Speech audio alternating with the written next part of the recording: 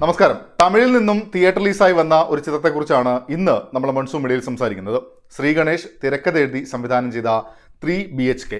സിദ്ധാർത്ഥ്, ശരത് കുമാർ, ദേവയാനി, മീത രഘുനാഥ്, യോഗി ബാബു തുടങ്ങിയവരൊക്കെയാണ് ഈ സിനിമയിൽ പ്രധാന വേഷങ്ങളിൽ എത്തിയിരിക്കുന്നത്. വാസുദേവൻ, ഭാര്യ ശാന്തി, മക്കളായ പ്രഭു, ആരതി എന്നിവരുടെ കഥയാണ് ഈ ചിത്രം പറയുന്നത്. കഥ തുടങ്ങുന്ന ഏകദേശം 2007 കാലഘട്ടത്തിലാണ്. ഇവർ പുതിയൊരു വാടക വീട്ടിലേക്ക് വരുന്നു. സൗകര്യങ്ങൾ കുറവാണെങ്കിലും വാടക കുറവാണ് എന്നതുകൊണ്ട് തന്നെ വാസുദേവൻ ഈ വീടങ്ങ് ഉറപ്പിക്കുന്നു. +2 പഠിക്കുന്ന മകനിലാണ് കുടുംബത്തിൻ്റെ പ്രതീക്ഷകൾ. സ്വന്തമായി ഒരു വീട് വേണമെന്ന തീവ്രമായ ആഗ്രഹവുമുണ്ട്. മകൻ നന്നായി പഠിച്ച് ജോലി നേടും എന്ന് തന്നെയാണ് ഇവരുടെ പ്രതീക്ഷകൾ ഏറ്റവും വലുത്. പക്ഷേ പ്രഭു പഠനത്തിൽ അത്ര മിടുക്കനൊന്നുമല്ല.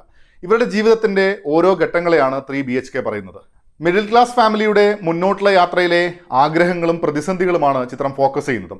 ഇടയ്ക്ക് പ്രേക്ഷകനെ കൂടെ ആ സ്പേസിലേക്ക് കൊണ്ടുപോകുന്ന രീതിയിൽ രസമായി പോകുന്നുണ്ടെങ്കിലും റിലേറ്റബിൾ എന്നതിനും അപ്പുറത്തേക്ക് പ്രഡിക്റ്റബിൾ ആവുന്നതും പല ഘട്ടത്തിലും സീരിയൽ പരിപാടി പോലെയായി പോകുന്നതും ആസ്വാദനത്തെ കാര്യമായി ബാധിക്കുന്ന വിഷയം കൂടിയാണ്. വിഷയം നല്ലതാകുമ്പോഴും അവതരണത്തിൽ ആ മികവ് പലയിടത്തും താഴോട്ടാണെന്ന് മാത്രം. പ്രധാന കഥാപാത്രങ്ങൾ ഒരു വലിയ കാലഘട്ടം തന്നെ സിനിമയിൽ പറയുന്നുണ്ട്. പ്രഭുവിനെ സംബന്ധിച്ചാണെങ്കിൽ നമ്മൾ കാണുന്ന സമയത്ത് പഠനകാലമാണ്. അത് കഴിഞ്ഞ് അടുത്ത ഘട്ടം ജോലിക്കായിട്ടുള്ള അന്വേഷണങ്ങൾ, വിവാഹം തുടങ്ങി ഒരു ക്യാരക്ടർ സ്റ്റഡി എന്ന നിലയിൽ കൂടെ സിനിമയിലുണ്ട്. സിദ്ധാർത്ഥത് മുഴുവൻ രസമായി തന്നെ ചെയ്തിട്ടുമുണ്ട്.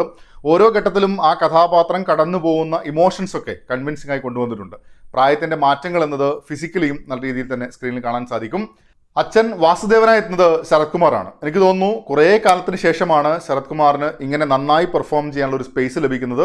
അദ്ദേഹം നന്നായി തന്നെ ചെയ്തിട്ടുമുണ്ട്. അവസാന സമയത്തുള്ള ഒരു മേക്കപ്പ് മാത്രമാണ് മികച്ച രീതിയിൽ ഫീൽ ചെയ്യാതിരുന്നത്.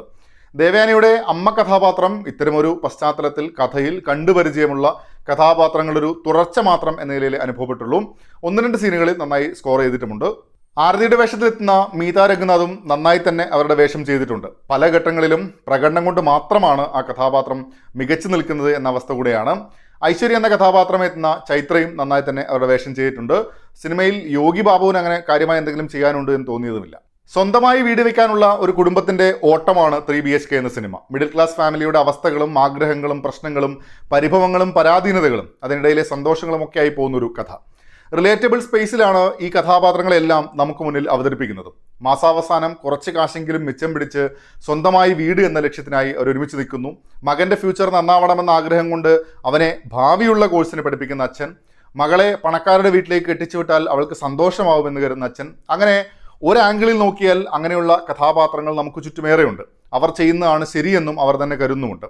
ഈ സ്പേസ് എസ്റ്റാബ്ലിഷ് ചെയ്യുന്നതിൽ സിനിമ വിജയിക്കുന്നുണ്ട്. പക്ഷേ പിന്നീട് പ്രധാന പ്രശ്നമായി അനുഭവപ്പെട്ടത് പ്രതിസന്ധികൾ വരുന്നതിന് മുന്നേ തന്നെ നമുക്ക് പ്രേക്ഷകർക്ക് ഏകദേശം ഊഹിക്കാം എന്നത് തന്നെയാണ്.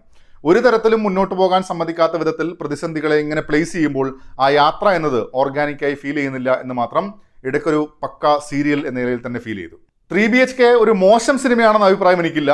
ഒരിക്കലെങ്കിലും സ്വന്തമായി ഒരു വീട് എന്ന ആഗ്രഹത്തിൻ്റെ പിറകെ നടന്നവരുടെ മാത്രമല്ല, അല്ലാത്തവർക്കും റിലേറ്റ് ചെയ്യാൻ പറ്റുന്ന കഥാപാത്രങ്ങളും സംഭവങ്ങളുമുണ്ട്, നല്ല പ്രകടനങ്ങളുമുണ്ട്. പക്ഷേ സംഭവങ്ങളെ പ്ലേസ് ചെയ്ത് ജീവിതം ഇൻറ്റൻസായി പറയാനുള്ള ശ്രമമാണ് സംവിധായകൻ നടത്തിയതെങ്കിലും സത്യം പറഞ്ഞാൽ സിനിമയിലേക്ക് ഇന്നാകുന്നതിന് പകരം ഡിറ്റാച്ച് ചെയ്യിപ്പിക്കുന്ന അവസ്ഥയായിരുന്നു.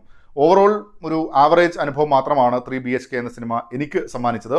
നിങ്ങളും സിനിമ കണ്ടിട്ടുണ്ടെങ്കിൽ അഭിപ്രായങ്ങൾ കമൻറ്റ് ബോക്സിൽ പങ്കുവെക്കുമെന്ന് വരുന്നു. മറ്റൊരു സിനിമയുടെ വിശേഷങ്ങളുമായി നമുക്ക് വീണ്ടും കാണാം. അതുവരേക്കും ടേക്ക് കെയർ, ബൈ ബൈ.